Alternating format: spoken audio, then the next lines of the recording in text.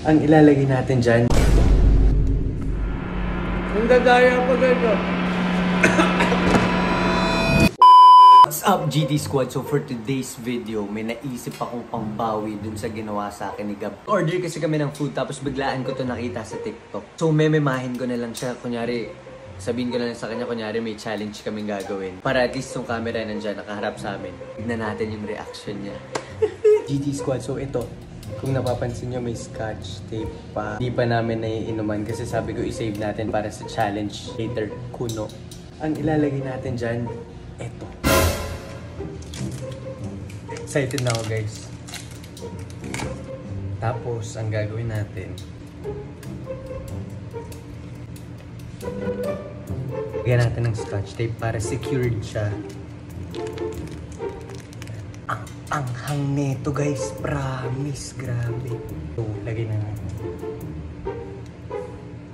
Diba? Kunyari talagang soft drinks pa rin talaga. Pero pag ganyan, oh my goodness. Magdasal-dasal ka na. Bruh!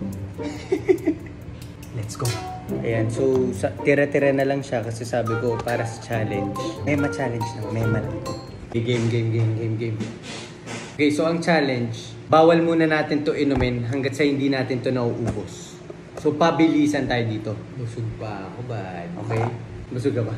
Kung sino yung unang maubos, yung food tsaka yung drink, panalo. So kapag panalo ka, meron ka sa akin cash prize. Mamaya natin papag-usapan kasi para sa next video.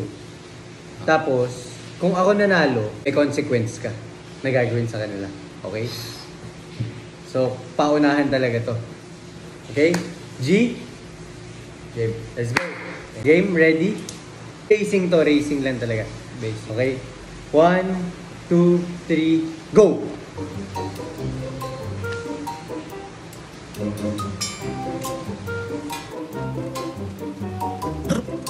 Wait lang po.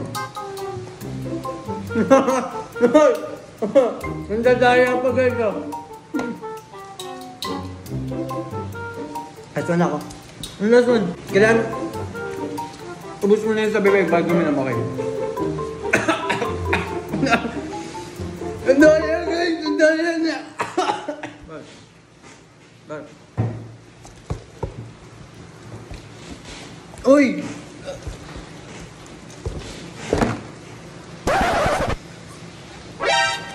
Ano yan? Ba't ganun? Ang tagal mo eh. Gawin ayaw. Excited na ako dito, guys. Excited na ako, guys. Sa sobrang excited kong gawin sa kanya yung prank, hindi na ako nakapag-isip ng maayos nung time na to, guys.